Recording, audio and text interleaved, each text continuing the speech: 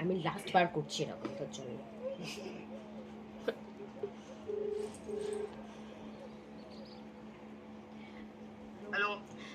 Hello hello Rajib দা, বলছি তোমাদের মধ্যে কি হয়েছে গো এমন?